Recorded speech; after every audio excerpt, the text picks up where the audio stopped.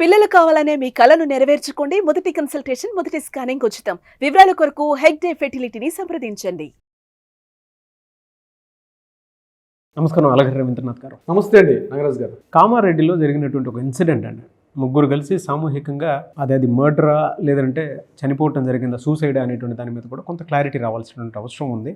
అందులో మీకు తెలిసినటువంటి వాస్తవ కోణాలు ఏంటి, ఏం జరిగింది? కామారెడ్డి జిల్లాలో జరిగినటువంటి డిసెంబర్ 25వ తేదీ మధ్యాహ్నం 1 గంట ఆ ప్రాంతంలో ముగ్గురు వ్యక్తులు కనిపించడం మానేశారు. ముఖ్యంగా బిక్కనూరు ఎస్ఐ అయినటువంటి సాయి కుమార్ గారు, అదేవిధంగా బీబీపేట ఏరియా ఉన్నటువంటి శృతి, ఆమె కానిస్టేబుల్గా వర్క్ చేస్తున్నారు గడిచిన 7 సంవత్సరాలుగా. అయితే వీళ్ళిద్దరితో పాటు ఒక కంప్యూటర్ ఆపరేటర్ అయినటువంటి అక్కడ నిఖిల్ కూడా, ముగ్గురు కలిసి ఆ చెరువులో మృతదేహాలుగా లభించడం కొంత మిస్టరీగా అయితే ఉండడం జరిగింది నాగరాజ్ గారు. దీనికి సంబంధించిన గడిచిన 2 రోజులుగా వస్తున్నటువంటి వివిధ వార్తా కథనాలుగా మనం పరిశీలన చూసినట్లయితే ఇప్పటికీ కూడా డెత్ మిస్టరీ అనేది అయితే ఈ క్షణం వరకు మనకందరం మనం చూస్తున్న వీడియో క్షణం వరకు కూడా ఇట్స్ ఎ డెత్ మిస్టరీగా ఉంది. కొంతమంది కథనాలు చెప్తున్నారు ఏంటంటే ఇదంతా కూడా టోటల్గా ట్రయాంగిల్ లవ్ స్టోరీ నడిచిందని చెప్పి, ముఖ్యంగా సాయి కుమార్ గారు అదేవిధంగా కానిస్టేబుల్ శృతి వీళ్ళిద్దరు కూడా లవ్ చేసుకుంటున్నారని, ఈ మధ్యలో నిఖిల్ అనే పాత్ర ఎంటర్ అవడం వల్ల వీళ్ళు ముగ్గురు కలిసి సామూహికంగా బహుశా ఈ డెత్ జరిగి ఉండొచ్చు అని ఒక సస్పెక్ట్ చేస్తున్నారు. దీని మీద రకరకాల వార్తా కథనాలు వినిపిస్తున్నాయి. ప్రధానంగా చెప్పుకోవాలనుకుంటే ఒక ఆల్రెడీ మ్యారేజ్ అయ్యి ఒక పాప ఉంది, ఇంకొకటి గర్భిణీగా ఉన్నటువంటి భార్య సాయి కుమార్ గారి యొక్క వ్యవస్థ. కానిస్టేబుల్ శృతి ఎవరైతే మాట్లాడుకుంటున్నామో, ఈ ఇంతకుముందు బీబీపేటలో ఉన్నటువంటి కానిస్టేబుల్గా పనిచేస్తున్న శృతి, ఇది ఈఎంఐ ఆల్రెడీ మ్యారేజ్ అయింది, డివోర్స్ అయి సింగిల్గా ఉంటుంది ఈ శృతి గారు. ఇది కాకుండా కంప్యూటర్ ఆపరేటర్ నిఖిల్ అయితే ఇంకా మ్యారేజ్ కాలేదు. అయితే ఈ ట్రయాంగిల్ స్టోరీని కాస్త డీటెయిల్స్లోకి, అంటే పోలీసులు అందించినటువంటి వివరాల విషయంలోకి మనం వెళ్ళగలిగినట్లయితే తెలిసిన విషయం ఏంటంటే, సాయి కుమార్ గారు ఇప్పుడు ప్రెసెంట్ బిక్కనూరు ఎస్ఐగా పనిచేస్తున్నారు. అంతకుముందు ఆయన బీబీపేటలో ఎస్ఐగా పనిచేసినప్పుడే ఈ కానిస్టేబుల్ ఉన్న శృతి గారికి ఈమెకి మధ్య కొంత రిలేషన్షిప్, ఫిజికల్ రిలేషన్ కానీ లేకపోతే కొంత ఒక లవ్ ట్రాక్ నడిచి ఉండొచ్చు అనుకుంటున్నారు. అయితే వీళ్ళిద్దరి మధ్య లవ్ ట్రాక్లో ఎవరైతే కంప్యూటర్ ఆపరేటర్, అప్పుడప్పుడు అదే అంటే ఈ బీబీపేటలో ఉన్నటువంటి కంప్యూటర్ ఆపరేటర్ నిఖిల్ అప్పుడప్పుడు పోలీస్ స్టేషన్ నుండి సిస్టమ్స్ రిపేర్ చేస్తూ కొంత కంప్యూటర్ ఆపరేటర్ ఉండడం వల్ల ఆ పరిచయమైన వ్యక్తిని ఉపయోగించుకొని వీళ్ళిద్దరు లవ్ ట్రాక్ ఇతను ఉపయోగపడ్డారని. ఎందుకంటే ఎందుకు ఈ విషయం చెప్పాల్సి వస్తుందంటే, నిఖిల్ కన్నా చాలా సంవత్సరాలు పెద్దది ఈ యొక్క శృతి, చనిపోయినటువంటి ఈ అమ్మాయి. సో ఈ నిఖిల్ అనే అబ్బాయి వీళ్ళిద్దరి మధ్య కాస్త సంబంధానికి కాస్త కొనసాగింపుగా ఈ అబ్బాయి కృషి చేసి ఉంటాడు అని పోలీసులు ఒక యాంగిల్ చెప్పడం జరుగుతుంది. మరొకటి ఏంటంటే, ఈ శృతి దగ్గర వాట్సాప్ డేటా, అదేవిధంగా నిఖిల్ మధ్య జరిగిన వాట్సాప్ డేటాను చూసినట్టయితే వీళ్ళిద్దరి మధ్య కొంత సారూప్యత, కొంత ఏదో ఒక ప్రేమ వ్యవహారం నడిచినట్టుగా కూడా పోలీసులు మరొక యాంగిల్లో కూడా సస్పెక్ట్ చేస్తున్నారు. అయితే అనుకోకుండా సడన్గా సర్ప్రైజ్ ఏంటంటే, ఈ అట్లూరి ఎల్లారెడ్డిపేట దగ్గర పెద్ద చెరువు, చాలా పెద్ద చెరువు, అది హైవేకి దగ్గరగా ఉంటుంది, కామారెడ్డిలో పరిసర ప్రాంతాల్లో చాలా పెద్ద చెరువు ఇది. ఈ ప్రాంతంలో ముగ్గురు కలుసుకున్నారు. ఒక ఆమె నర్సంపల్లి నుంచి ఏమి రావడం, ఈ శృతి బస్సులో ఆమె రావడం జరిగింది.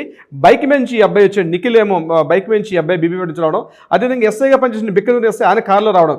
వీళ్ళు ముగ్గురు కూడా ఒక ప్రదేశంలో కలిసి కారులో మాట్లాడుకొని చెరువు దగ్గరికి వెళ్ళి అక్కడ ఏం జరిగింది అన్నది ఇప్పుడు డెత్ మిస్టరీ కనిపిస్తుంది. ఎందుకంటే అక్కడ దొరికినటువంటి ఆనవాళ్ళు అంటే పోలీసులు వీళ్ళు ముగ్గురు కనిపించలేదు, వీళ్ళు ముందేం చేశారంటే ఆచూకీ లభ్యని కేసు కింద పెట్టారు, అంటే సస్పెక్ట్ చేశారు వీళ్ళు ఎక్కడో తెలియనటువంటి ఒక ఐడెంటిఫికేషన్ లేకపోవడం వల్ల. తర్వాత వీళ్ళు మొబైల్ ట్రాకింగ్ చేసినప్పుడు ఆ చెరువు దగ్గర ముగ్గురు యొక్క మొబైల్ ట్రాకింగ్ ఇన్ఫర్మేషన్ తెలిసిన తర్వాత అంటే అక్కడికి వెళ్ళి పరిశీలించినప్పటికీ అక్కడ చెప్పులు దొరికాయి, అదేవిధంగా ఈ యొక్క ఒక మొబైల్ దొరికింది. అక్కడ నిఖిల్ తాలూకా మొబైల్ దొరకడం, మిగిలిన ఈ అమ్మాయి తాలూకా చెప్పులు మిగిలిన దొరికాయి. ఈ అబ్బాయి సాయి కుమార్ సంబంధించి ఎటువంటి ఇన్ఫర్మేషన్ కూడా మనకు దొరకలేదు. తర్వాత ఇమీడియట్గా అక్కడ గజయితగాళ్ళందరినీ పిలిచి అక్కడ ఎంక్వైరీ చేసినప్పటికీ 9:30-10 ఆ ప్రాంతంలో ముందుగా 2 మృతదేహాలు దొరికాయి. ఒకటి శృతి మృతదేహం, అదేవిధంగా ఆ అబ్బాయి నిఖిల్ దొరికింది. చాలాసేపటికి అంటే ఎర్లీ మార్నింగ్ 8:30 ఆ టైంలో ఈ సాయి కుమార్ గారి యొక్క మృతదేహం దొరికింది. అయితే నిన్న మనకు అందించిన ఇన్ఫర్మేషన్ ప్రకారం, పోలీసులు ఇచ్చినటువంటి మనకు అందిన వివరాల ప్రకారం ఏంటంటే, ముగ్గురు శరీరం మీద ఎటువంటి గాయాలు లేవు కాబట్టి బహుశా 4th పర్సన్ ఉండే అవకాశం లేదు, లేదా ఒకరికొకరు ఏమైనా గట్టిగా కొట్లాడుకోవడం మాట్లాడుకునే విషయం అంటే గాయాలు లేవు కాబట్టి ఆ రకమైనటువంటి ఒకరికొకరు తోసుకోవడం కానీ అట్లాంటిది ఏమీ లేదని చెప్పి పోలీసులు కొంత వివరణ జరుగుతుంది. అయితే అసలు విషయం ఏం జరిగి ఉంటుంది, ఎందుకు ఈ ముగ్గురు ఇక్కడ ఈ ప్లేస్కి ఎందుకు వచ్చారు, అసలు ముగ్గురు యొక్క పర్సనల్ విషయాలు ఏం జరుగుతున్న విషయం మీద పోలీసులు మరికొంత కూలంకషంగా వివరించే ప్రయత్నం కూడా చేస్తున్నారు. అయితే ఇక్కడ సాయి కుమార్ గారి యొక్క ఫోన్ మొబైల్ డేటాను చూసినట్లయితే అక్కడ ఆల్రెడీ ఒకటి తడిచిపోయి ఉన్నటువంటి ఒక ఫోన్ దొరికింది. అది కంప్లీట్గా ఫోన్ పనిచేయని పరిస్థితిలో ఒక ఫోన్ ఉంది.